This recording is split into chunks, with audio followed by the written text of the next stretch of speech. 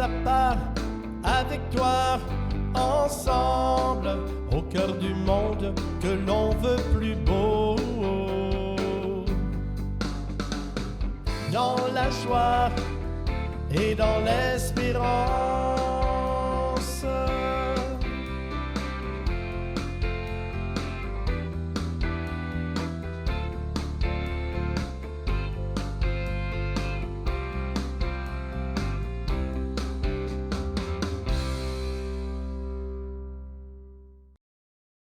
Cette rencontre a été une thérapie pour moi. Il est rare qu'on prenne le temps d'avoir des réflexions profondes sur des sujets importants tels que la réussite, le pardon, la maîtrise de soi, etc. Merci au Fort de Longueuil. Aujourd'hui, Parole d'espérance s'adresse tout particulièrement aux 16-35 ans. Alors, si tu as du cœur, si tu veux donner sens à ta vie, si tu as le désir de rencontrer des personnes qui sont un peu plus à la marge dans la société, en difficulté, qui ne l'ont pas facile, alors tu peux frapper à la porte du Fort de Longueuil, on va t'accueillir. Bienvenue, amène-toi chez nous.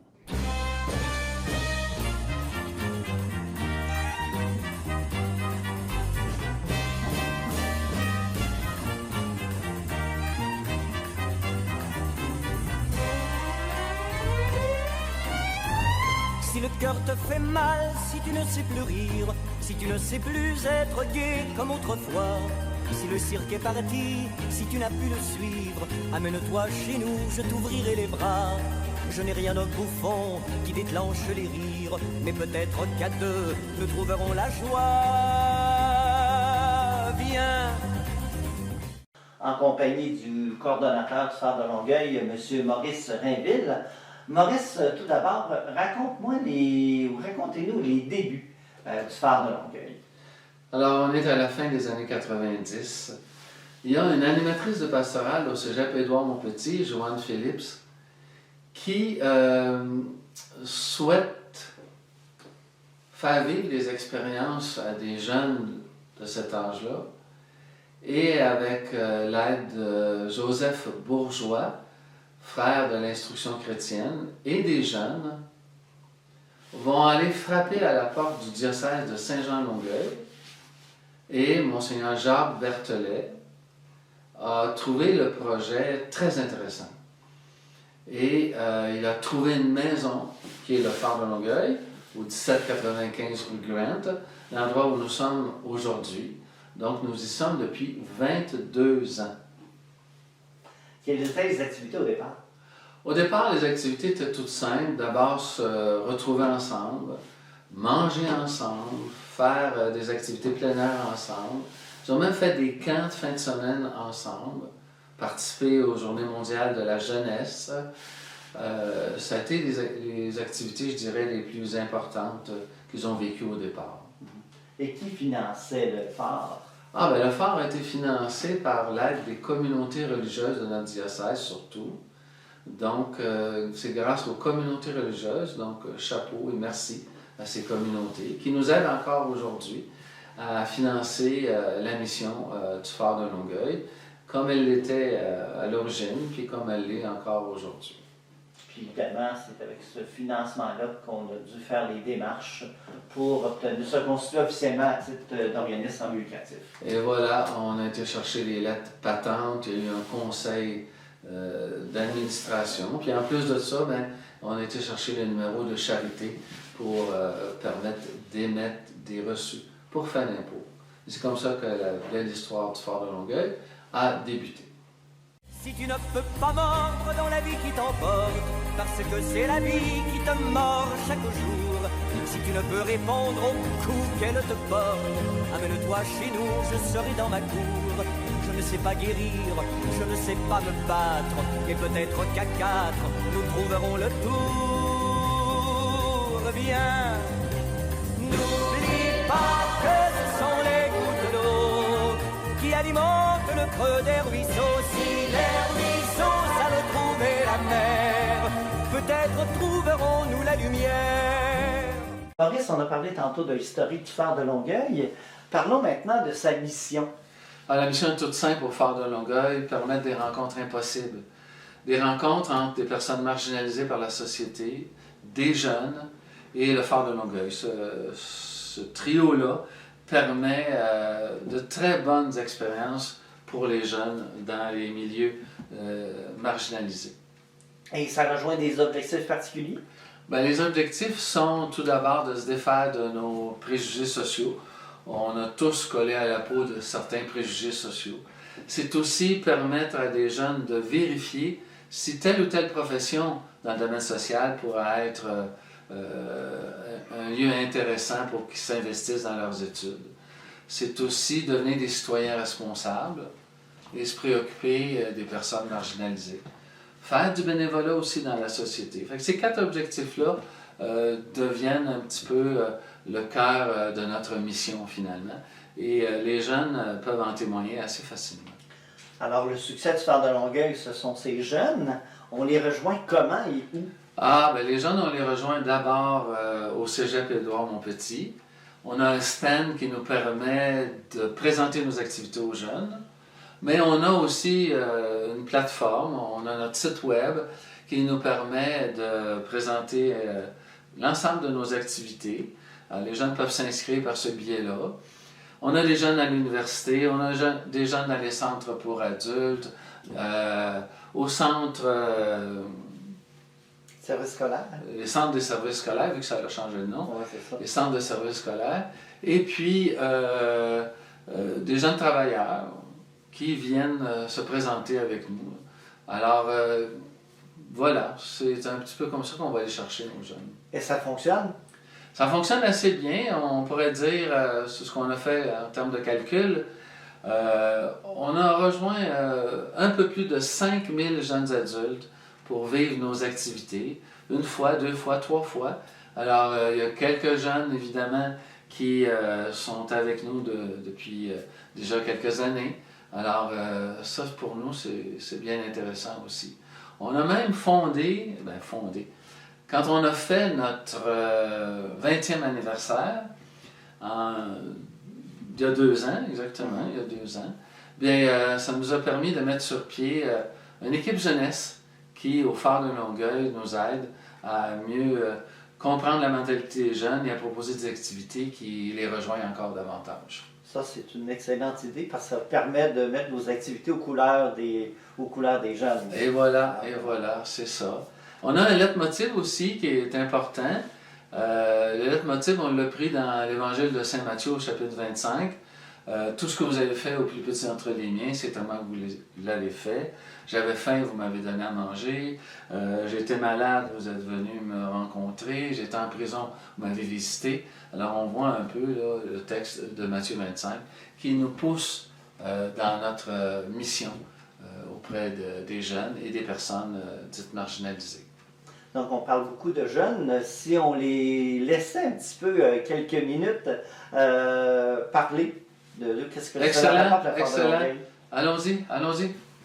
Cette expérience en prison est une très belle leçon de vie, et je me suis sentie acceptée sans préjugés. Cela m'a donné envie de m'impliquer encore plus avec le Phare de Longueuil pour apporter une joie de vivre à ces femmes qui pourraient être moi, si je n'avais pas eu la chance de grandir au sein d'une famille telle que la mienne. J'ai réalisé que ces femmes étaient comme nous. J'ai surtout réalisé que nous pourrions tous nous ramasser en prison si on passe à travers des épreuves difficiles. J'ai aussi de la difficulté à suivre certaines règles, l'autorité, etc. Et je sais que certaines de mes actions auraient pu me mener sur cette piste. J'ai réalisé que ces femmes sont aussi des victimes d'une société inégalitaire, injuste, et non seulement les actrices d'un crime. J'ai adoré mes expériences avec le Phare de Longueuil et en tant qu'étudiant en technique policière, ces expériences seront pour moi un bagage important pour ma future carrière. Commentaire de Jonathan. Alors, on vient de voir quelques commentaires, des commentaires laissés par nos jeunes adultes suite à une expérience, une activité qu'ils ont vécue. Est-ce que tu peux nous parler, Maurice, de ces activités? Oui, ça me fait plaisir de parler des activités que nous offrons au Phare de Longueuil. Alors, habituellement, c'est 3 types d'activités. Premier, on va dans les milieux carcéraux. Le deuxième type d'activité, c'est auprès des personnes qui ont des problèmes de consommation, Et le troisième, c'est avec les personnes en itinérance ou sans domicile fixe. Alors, je te laisserai, Jean-Marc, la partie de l'itinérance. Quant à moi, je te parle des deux premières activités, formes d'activités que nous avons. Alors, pour ce qui est du monde carcéral, nous avons la chance d'avoir des partenaires. Nous avons 3 centres qu'on appelle des pénitenciers parce que c'est géré par le fédéral et une prison qui est gérée par le provincial. Au fédéral, nous allons à Archambault, nous allons au centre de formation fédérale 600 qui est un minimum, comme Archambault d'ailleurs, et le centre de formation fédérale 6099 qui lui est un minimum, un médium, excuse. Alors, à la prison des femmes, à Leclerc, bien, c'est une prison provinciale cette fois-là. Les activités tournent autour d'une thématique. Quand on rencontre les personnes, on choisit un thème qu'on a préparé et qu'on présente aux jeunes. Donc, c'est des thèmes comme le bonheur, la paix, la violence. On peut imaginer plein de valeurs et c'est autour de ces valeurs-là qu'on prend nos thèmes. Donc, les jeunes assistent aux rencontres, vivent les rencontres, partagent avec les détenus leurs idées, leurs opinions. Et ainsi, on fait une soirée qui n'est pas une soirée débat, mais qui est une soirée où les gens peuvent simplement dire ce qui les habite, ce qu'ils sont en train de penser ou de réfléchir autour de ces thématiques-là avec leur propre expérience. On a aussi d'autres activités dans le monde carcéral. On a Entrée libre. Entrée libre, c'est la possibilité pour des détenus, des gens qui sont en transition et aussi des jeunes et des bénévoles d'aller ensemble partager à l'occasion d'une soirée autour là aussi d'un thème. On a aussi Oasis Liberté avec le Père Jean qui était à Bordeaux pendant plusieurs années, qui nous ouvre ses portes pour faire des soirées spéciales avec des témoignages et des partages. On a aussi, et ça c'est très important de le mentionner, le Centre de services en justice réparatrice qui permet à des gens qui ont commis des actes criminels et des personnes qui ont été victimes de ces actes-là, non pas en ligne directe, mais dans un crime apparenté, de pouvoir se rencontrer à 3 ou 4 reprises, volontairement évidemment. Là, on n'invite pas nos jeunes à aller vivre ces rencontres-là, mais on invite nos jeunes à réfléchir parfois avec le Centre de justice réparatrice, car eux-mêmes nous permettent des fois, en nous envoyant des témoins, de vivre des soirées panels où on a la rencontre par Zoom entre un détenu ou un ex-détenu, une personne qui a été victime d'un acte criminel dans un crime apparenté et non pas en ligne directe. Pour ce qui est de la toxicomanie ou de l'alcoolisme, on a un partenaire qui s'appelle le pavillon L'Essentiel, ici à Saint-Hubert, qui nous ouvre ses portes pour que là aussi on puisse échanger avec les personnes qui font la démarche pour se sortir de leurs problématiques, de tout simplement échanger à partir d'un thème, comme on fait dans les milieux carcéraux. Alors, les jeunes peuvent participer, les jeunes peuvent s'associer à ce qu'on vit là.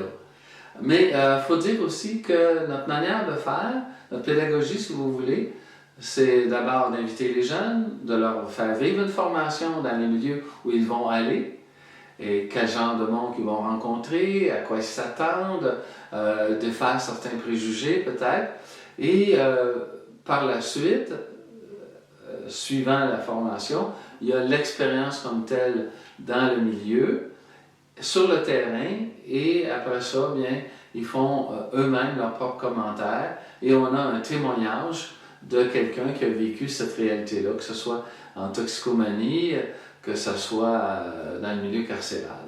Fait que c'est ça qu'on offre aux jeunes actuellement, ici au Phare de Longueuil. Mais il y a toute l'itinérance. Alors Jean-Marc, on va changer de place. Je te laisse aller, viens prendre ma place. Moi, je vais te poser la question. Jean-Marc, alors tu veux nous parler de l'itinérance? Oui, je vais parler d'itinérance, parce qu'au Phare de Longueuil, on fonctionne, on a 2 partenaires majeurs pour nos activités. Le premier étant l'abri de la Rive-Sud, où on fait le service du souper et on échange avec les résidents par la suite. Ça, c'est le but de l'activité. Notre autre partenaire est Chambre chez Lise, où on a des activités davantage plus, je dirais, ludiques, là, avec des petits groupes, des groupes peut-être de 12 à 15 résidents, parce que c'est une résidence qui a beaucoup de gens. Alors, on préfère aller par petits groupes. Et dis-moi, avant, qu'est-ce qu'on faisait aussi avant la COVID, disons? Avant la COVID, quand je suis arrivé, dans le fond, parce que moi, je suis arrivé en 2012, on avait une activité avec un partenaire appelé les Porteurs d'Espérance, où on faisait des sandwichs, des lunchs, qu'on allait au métro Longueuil et à la maison chez Lise. Donc, pour échanger un petit peu avec les résidents, encore là, à chaque fois. Et puis, on a également comme autre activité, j'en ai pas parlé, je le mentionne tout de suite, un autre partenaire qui s'appelle les Petites Sœurs de Mère Teresa, ou sur demande, parce qu'évidemment, au Phare de Longueuil, on a un calendrier précis de nos activités, mais s'il y a des gens qui veulent aller vivre une expérience, je dirais, avec des itinérants, alors rapidement, on contacte les Petites Sœurs de Mère Teresa, puis évidemment, on se croise, on se fixe une date et puis on y va. Merci beaucoup, mon cher Jean-Marc. Écoute, j'espère que vous allez venir en grand nombre. Si tu cherches à savoir le chemin qu'il faut suivre, si tu cherches à comprendre ce pourquoi tu t'en vas, si tu vois ton bateau voguer à la dérive, amène-toi chez nous, j'aurai du rhum pour toi. Je ne suis pas marin, je vis loin de la rive, mais peut-être qu'à 100, nous trouverons la voie. Viens. 5 personnes ont été éclairées par le Phare de Longueuil. Écoutons leur témoignage. Bonjour Maurice. Alors, écoute, tu as rencontré le Phare de Longueuil à quelle occasion, toi? J'étais étudiante au Collège Champlain en criminologie, puis il y a eu le salon jeunesse, bénévolat jeunesse.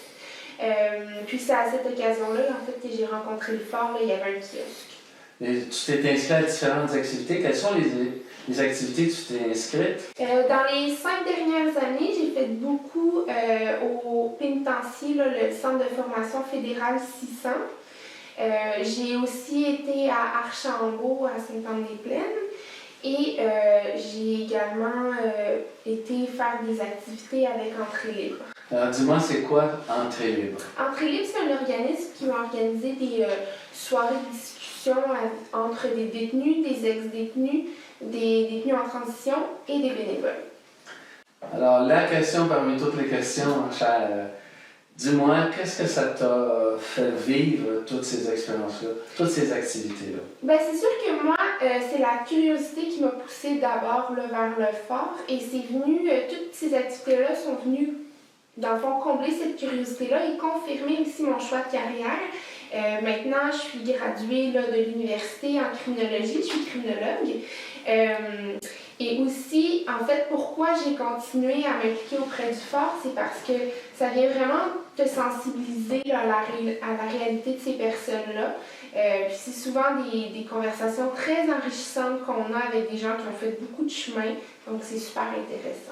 Alors, tu t'impliques actuellement au Phare de Longueuil dans l'équipe jeunesse. Oui. Qu'est-ce que c'est ça, l'équipe jeunesse? L'équipe jeunesse, c'est un regroupement là, de jeunes qui vont faire... On va organiser des activités ou souligner certains événements. Par exemple, on avait un projet de jardin communautaire pendant l'été. On a fait aussi des affiches pour souligner certaines dates importantes. Et dans le temps des fêtes, on a fait aussi une collecte là, de vêtements chauds et de produits d'hygiène. Pour les personnes qui sont dans la rue ou sans domicile fixe. Merci beaucoup pour cette petite entrevue. Merci beaucoup, Maggie. Merci. Bonjour, monsieur. Salut Maurice. Ça va bien? Ça va très bien, et toi? On est très heureux, oui, moi aussi ça va bien. On est très heureux que tu sois avec nous pour cette petite interview. Alors, tu as connu le phare de Longueuil de quelle manière, puis vers quelles années aussi? De quelle façon? C'était au Cégep Hugo-Montpetit. D'après moi, c'était à peu près en 2014. Je me souviens, tu m'avais approché, tu m'avais posé la question bonjour jeune homme, est-ce que tu es une bonne personne? Wow! Ouais. Moi, du coup, je pense que oui. Parce que, tu sais, je suis un petit peu biaisé comme opinion. Ben oui, ben oui. Et après ça, bien, on t'a présenté les activités du phare. On avait un stand au cégep à Édouard-Montpetit. Je me souviens de ça. Exactement. Dis-moi, quelles sont les activités que tu as vécues avec nous au phare de Longueuil? Au phare de Longueuil, je crois que j'ai touché un peu à tout. C'est-à-dire milieu carcéraux, l'itinérance, la toxicomanie.